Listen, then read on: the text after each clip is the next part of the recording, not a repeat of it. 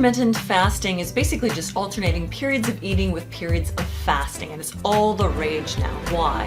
What are the benefits? One of them is supposedly that it releases growth hormone, that we're designed to live in times of feast and famine, and that you'll release more growth hormone if you eat in this way, and growth hormone being what keeps your lean muscle, so you'll lose less muscle mass as you diet, and also growth hormone is the fountain of youth hormone. It's not like if you ate 2,000 calories and broke those up into 6 meals and didn't lose weight, somehow if you ate 2,000 calories only in 1 meal a day at one time, somehow you would suddenly lose weight. The main reason people use it is because it's an easy and simple way to reduce your calories without pain. That your body's actually designed, again, to be in times of feast and famine, and that you can easily adapt to times of not eating. It's easier sometimes to just not eat than to just eat a little. There's a reason why when you go to the restaurant, there's a list of appetizers, because food can be appetizing. It's hard to just eat a little bit of something. There are products that are sold with the campaign, bet you can't eat just one. And how many times do you think, oh, I'll just have one cookie and that's all,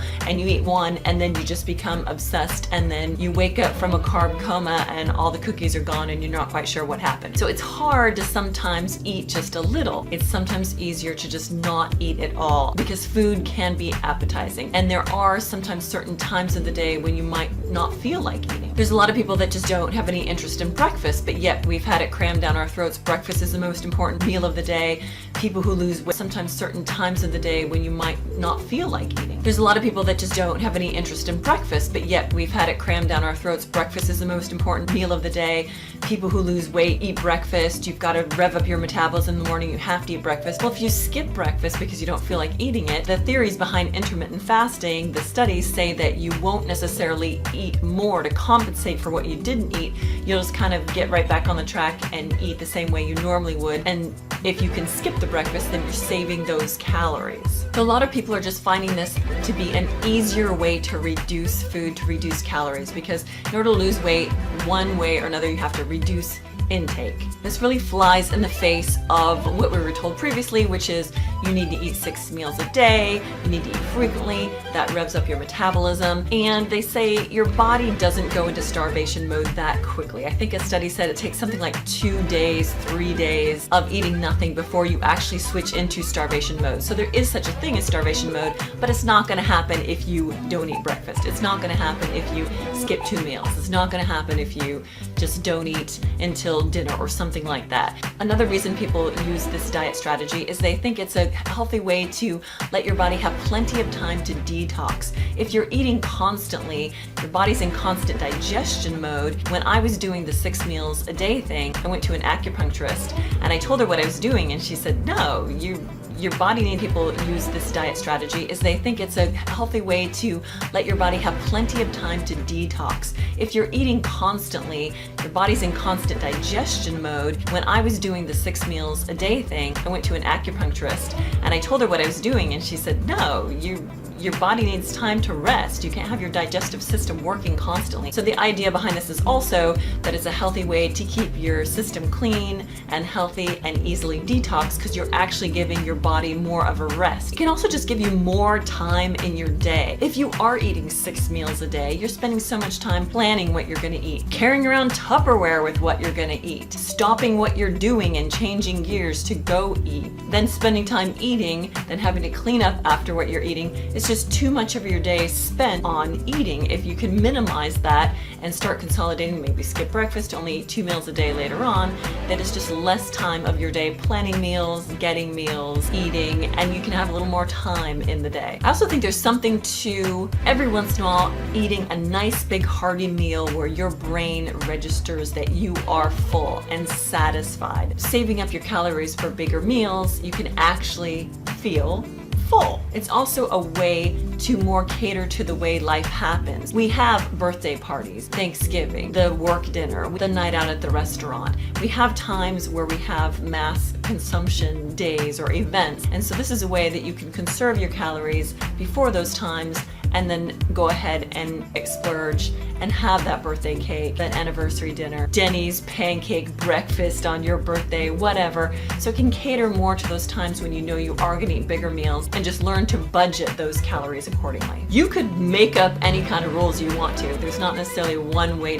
We have times where we have mass consumption days or events, and so this is a way that you can conserve your calories before those times and then go ahead and splurge and have that birthday cake, that anniversary dinner, Denny's pancake breakfast on your birthday, whatever. So it can cater more to those times when you know you are gonna eat bigger meals, and just learn to budget those calories accordingly. You could make up any kind of rules you want to. There's not necessarily one way to do intermittent fasting. You could skip breakfast, you could skip lunch. One day you could skip breakfast, the next day you could skip lunch, whatever you wanna do. But there are a few protocols that are recommended. Another strategy that works for a lot of people is Eat, Stop, Eat. Again, this is a website. It's by Pilon. It's basically 1 or 2 24-hour fasts in a week. It doesn't have to be, okay, on Saturday I'm not gonna eat, and on Thursday I'm not gonna eat. You can start your fast in the middle of the day. So on one day you could eat breakfast, then start your fast, then go 24 hours, and then pick it up the next day. So you would never necessarily have a day when you don't eat at all, but you're still spending 24 hours fasting.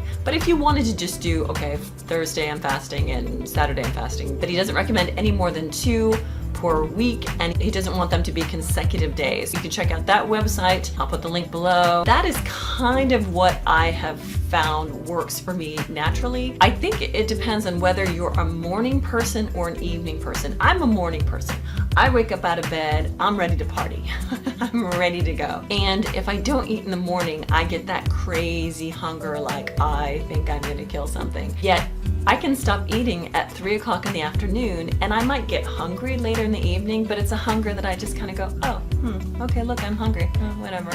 Should I eat something? No, I don't feel like it. If you're an evening person, like my boyfriend, he can go all day without eating, doesn't faze him, and then he wants to eat at night. You might have to figure out what your body likes to do, and it might have to do with whether you're a morning person or whether you're an evening person. But if you can find times where you very easily cannot eat, you'll do some cool things for your body as far as giving it time to detox, let your digestive system rest, have some growth hormone in your system to help with your lean tissues, to be the fountain of youth, and then you won't compensate for those calories later on, and you'll be able to have an overall net reduction in your food intake somewhat easily. So that's why it's so popular now. I have one caveat for women specifically. I've read on a lot of boards some women having trouble if they do a lot of extended fasting, that it kind of makes them a little they had to be careful with how they did this, because if they did too much fasting in particular ways, it started obsessive compulsive behavior,